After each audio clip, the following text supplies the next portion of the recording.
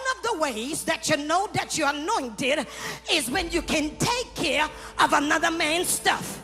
I said one of the ways that you know that you're anointed is you can take care of another man's stuff, and you can treat the stuff not like it's your stuff, because you're not the manager, you're not the owner of it, you're just the steward of it. And my mom had a really bad car accident. Her head went through a windshield, and I was 9. There's 5 of us total, and I'm the oldest. And so at 9 years old, you know, my mom had to learn how to walk, talk, eat, everything again.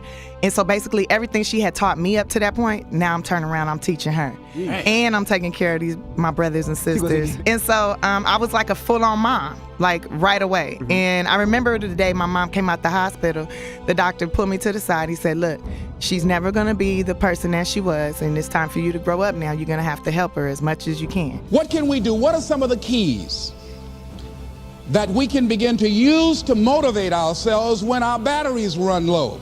Because I don't care who you are, I don't care what you do, at some time you are going to get tired. At some time you're going to get in a rut, seem like nothing you do works out right. And sometimes it just seems like you just don't have the wherewithal or the will to do anything.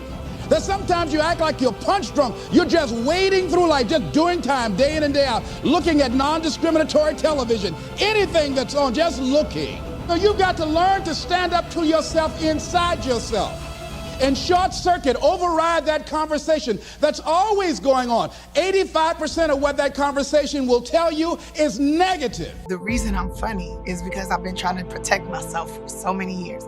I've come from a lot of stuff, not necessarily the best stuff, you know.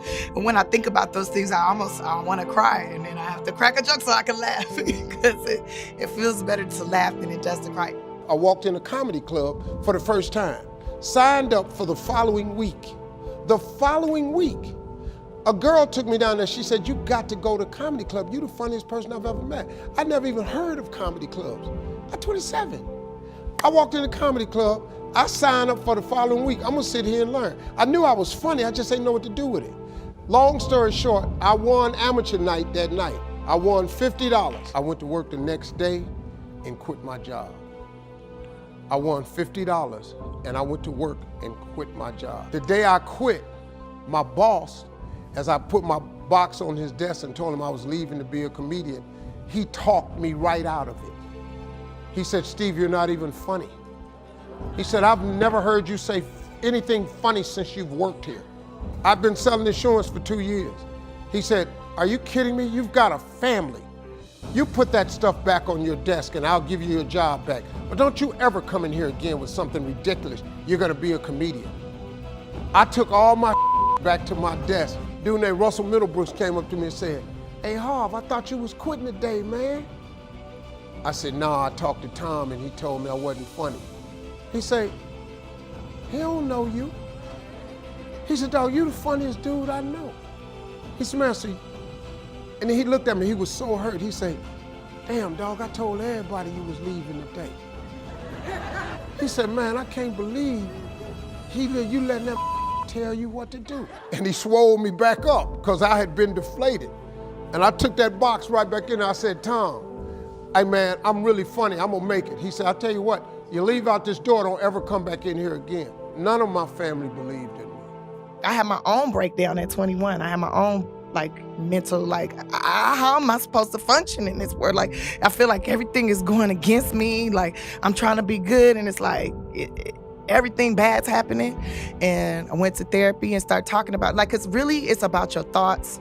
Your thoughts is like a magic wand, you know, and how you think and plan your future, that is what's gonna happen. And with the words that come out of your mouth, how you talk to yourself, it really controls everything. So when people be like, oh, Tiffany, are you surprised? Or how are you handling all this? I'm handling it excellently because I planned this, I plotted this. And that's from sitting down with a therapist telling me, you know, you can do this. Stop talking so bad about yourself. Stop hating on you.